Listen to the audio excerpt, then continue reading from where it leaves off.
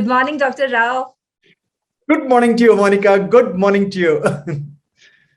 It's such a joy to have you for Confab, a special initiative started by My Big Brand Story to share unique narratives and compelling brand stories. I mean, it's an honor to be here. To be honest, I mean, I consider it a privilege to be here. I read a lot about you, Monica, and the kind of trailblazing that you're doing in, mentoring startups and creating digital presence for companies and even small SMEs. Yeah. So I mean, for me, it's an honor to be here. So it's very mutual, Monica. Thank you so much. We always are looking for such interesting stories, and it was one of those conversations that I had with my team, and there we spotted your organization, and we got to know more about you, and the conversation kept on building, and then we felt that internally we felt compelled to have you on this interesting conversation which we normally have with startups, and we all have had multiple episodes on interesting stories, and yours is one of those interesting stories. It's such a joy and such a pleasure for us to have you here. Thank you again. Thanks. Dr. Rao, could you please tell us something about yourself and your inspiration to start the seed revolution in India? Yes. Okay. Couple of corrections. I did not start the seed revolution in India. I mean, there have been stalwarts before me who have done yeoman's work, saving. One of them is Dr. Vandana Shiva. She is my mentor. I mean, if I am in this field, it is because of her. And her organization, Navadanya, has been doing tremendous work, saving, endangered indigenous varieties of food crops and so on. But a quick background, my education was in agriculture. I heralded in the green revolution into this country. My mentors were people like Dr. Swaminathan and Dr. M.B. Rao, who brought green revolution into this country. I was a plant breeder, which was like the best thing to be in that space in those times. I'm talking about the mid 70s. Yeah.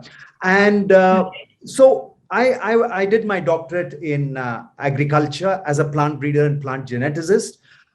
But I had some serious misgivings even then, whether what we were doing was sustainable. I mean, the mandate was for us to provide food security, which we did. I think the scientists did a fantastic job. And today, if India can stand on its own feet as far as food is concerned, I think it's the scientific academia that's been responsible for this. So that's a thing. But there was something in me. I kept thinking to myself, 40, 50 years from now, is this going to be a problem for our livelihood? I mean, is it going to be something that we can sustain? And that voice just kept growing bigger and bigger. So when I went to the US actually to pursue postdoc in my subject of genetics, plant genetics, suddenly one day I said, no, I don't think I want to do this in life. And that's when I shifted to architecture. So I studied architecture. I specialized in landscape architecture, and entire professional career, of 35 years has been landscape architecture. It's only in 2011 when my spiritual guide and master, Sri Ravi Shankar, he said, now you can come back to India, that I came back to India and started to devote myself back into agriculture, but this time on a 360-degree turnaround. I mean, this time it was chemical-free farming, it was indigenous seeds, it was a completely different paradigm. And, so that's how my journey in a very short, nutshell, that's what it looks like, Monica.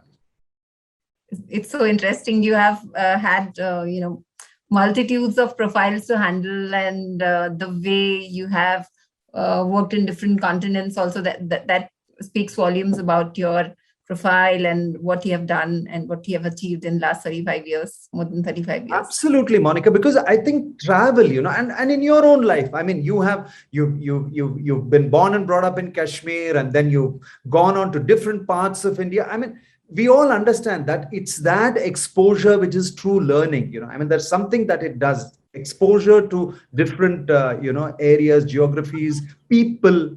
I think that is real learning, if you ask me. I think you agree I with me. completely relate to that. I completely relate to that. Having spent a lot of time in sales myself and traveled through the length and breadth of the country, I know how experiential that learning is, rather than whatever you study in books. But this kind of an experience is very different. It's very, very interesting and intriguing also, because you get to know different facets of life also, and you learn while you are on the job. It's literally on the job learning that's happening. Yeah, completely experiential. Completely experiential. Yeah. Yeah, that's so beautiful. Yeah. Yeah. So lovely. So when were you named as Seed Man of India?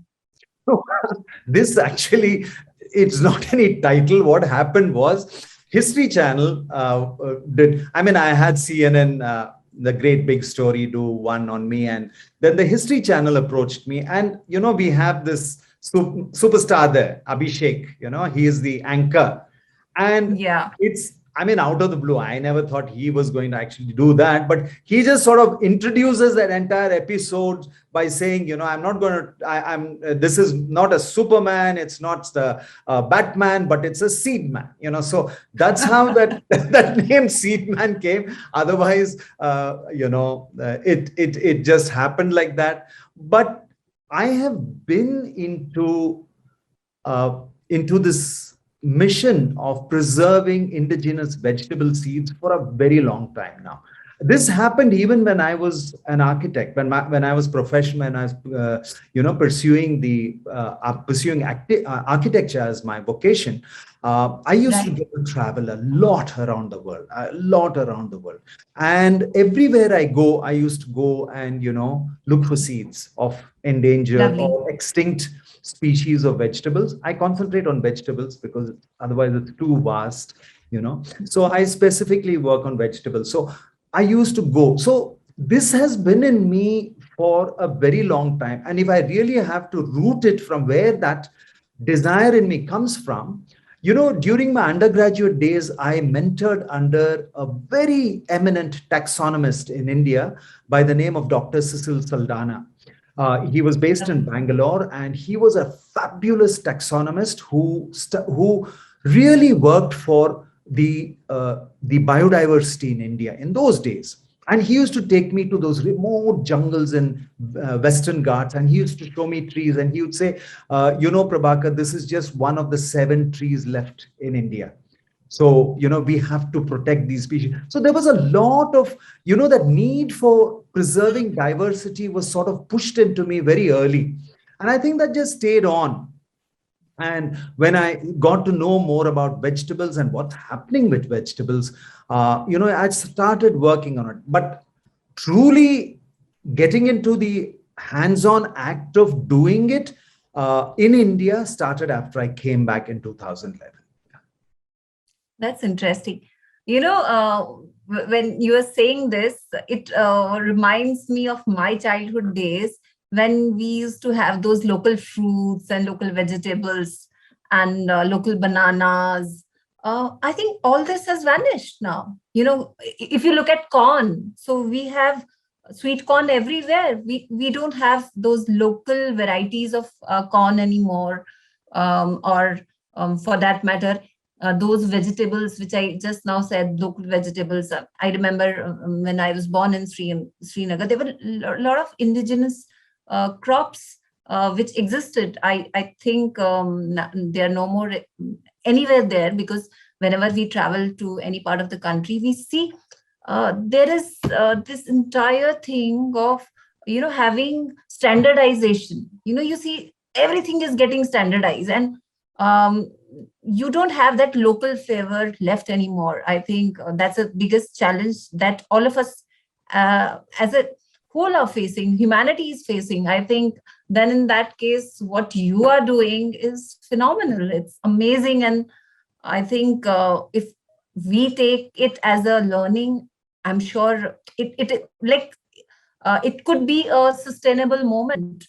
It could be sustainable agriculture that you're talking about. So it's something we'd like to know more from you about sustainable agriculture. How do you inspire farmers? How do you educate them to take it up? Right, right. So what you're saying about, as a child, the amount of greens that you saw, the amount of corn that you Yes. saw. Like, for example, in Kashmir, for example, there is a very beautiful corn that's grown, and it's grown more for spiritual reasons. It's a small corn with small ruby-like red, corn, the cornels on it. Yeah. And it's a small thing, and people generally tie it up in the mountains. They will tie it on their door. It is supposed to welcome the good Right. spirits into the house. Right. It's a beautiful corn. It has been in India for more than 2000 years, but gone extinct. Finally, in Pitorgarh in Uttarakhand, I managed to locate it near a village called Garud. It was there Wow. in the temple, yeah, and managed to revive it and bring it. It's just amazing what you said about supermarkets today. You go even to tier 3 cities anywhere in India. Absolutely. It's the same bindi, cauliflower, cabbage, bangan. I mean, it is standard, and it's standard 365 days a year, Monica. Yes. In earlier days, season wise, our elders used to cook food that is suitable to your body.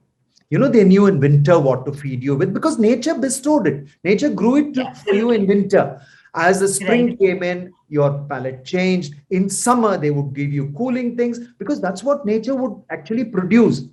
Today, because of cold storage, international supply chain, procurement chains, and things like that, it's like the same thing you eat every day. You can eat the same thing throughout. There is no seasonal vegetable as such today in India. Right.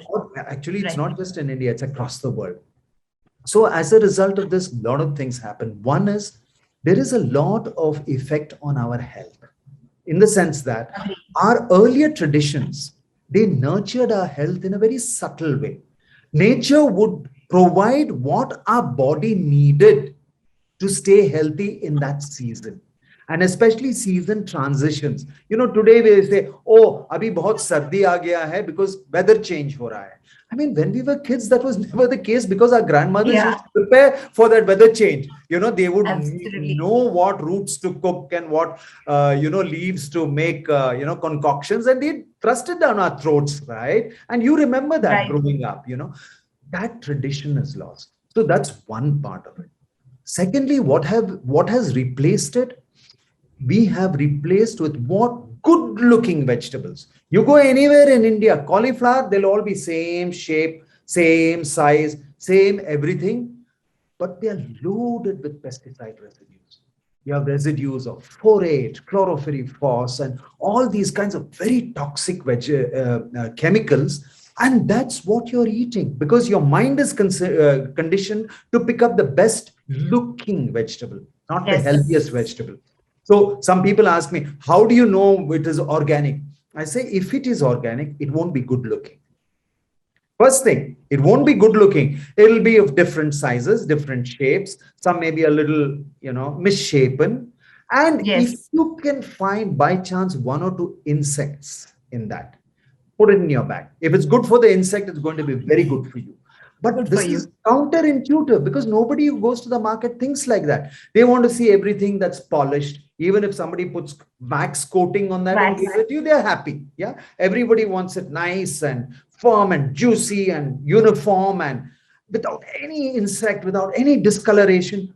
But this is how the supply side has conditioned us. The suppliers have conditioned to thinking that is what you should choose. And it's like the tail wagging the dog. The consumer should dictate what should be on the supermarket shelf. but it's the supermarket shelf that decides what you're going to cook today. Absolutely, I completely And this relate is, to this. yeah, and this is really scary, because you just keep bringing all that toxic residue. And if you see what's happening, because now we have this horrible thing called Roundup, which is a glyphosate weedicide, and because farm labor is so difficult to come by, I mean, even in your own hometown today, it's so difficult to get farm labor, because just not available for the love of money. Even if you pay them, they don't come. So Sure. what do? So you just buy this horribly toxic thing called Roundup, and that really damages the way cells stay attached to each other in our body. There is a stickiness Unbelievable. between cell to cell. Glyphosate goes and destroys that. Can you imagine in your brain cells starting to, Disintegrate, separate? kind of. It's Yeah. linked with autism, it's linked with Parkinson's, it's linked with everything. No neural disorders, all kinds of things. And we are gulping this down because farmers don't have a way out. So if you're not going to be, and this was my nightmare in the days when I was in bringing the green revolution into this country. This was the nightmare that I had, always hoped would never happen, that we would become slaves to our method of production and actually make food that is not sustainable for our livelihoods. And that's what's happening today. So the need to eat healthy food, never before. And I think it's good that I mean, I wouldn't say it's good, but in a very weird way, if COVID has taught us to look at healthy food, immune boosting foods like microgreens and all these things, which have suddenly become more popular in Yes. this time, Yes. Absolutely. something good will come out of it. Yeah, I think what you're saying is so relatable. Um, for last 1 year, I'm watching what I'm eating, and I'm also in an attempt to have a healthy lifestyle, looking for the vegetables which are uh, not having attractive colors, not attractive shapes, but which are locally grown and which are very interesting when you cook them, because the moment you cook them, it you feel the difference. And this somewhere I feel that it is having some impact on my mind also. Suddenly see that for last 1 year I am feeling much more healthier, because we are consciously eating foods which are locally grown, organically grown. We have shifted to A2 milk, and we're trying to live a very natural, holistic kind of a life. And I see a lot of transition happening in my thought process, in my productivity, in my focus. Brain fog is no more there. And I think what you're saying is quite relatable when you said, cells, the chemical that they're putting, and it is kind of, imagine it's disintegrating your cells or separating them. So I can very well understand. So when we talk about brain fog, so it's quite relatable. So Absolutely. In Art of Living, Monica, we have this very a mantra which says, Jaisa an, Vaisa tan, Vaisa man. So if you a healthy body and a healthy mind can only happen if you have healthy food. I agree. And just this little bit of conscious understanding that, okay, let me try and eat healthy food.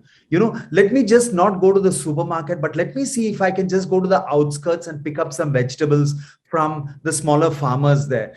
Can I do something? Even that awareness, can make such a huge difference to your day-to-day life. I mean, like you said, you're able to focus clearer. You're able to, have a more, a better, grasp of things that are, whatever, just the fact that you can have a greater awareness with your brain a little more clear for the day.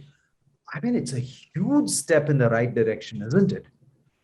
Absolutely. I think this is so interesting, and learning it from you, it's amazing, because all this while I was just trying to connect dots based on my own understanding, but the way you said it, instantly it connects the dots, and it conveys what food as a source of energy can do magic, can create wonders for your body. Yeah, it's Absolutely. amazing. Absolutely. Yeah. It's amazing.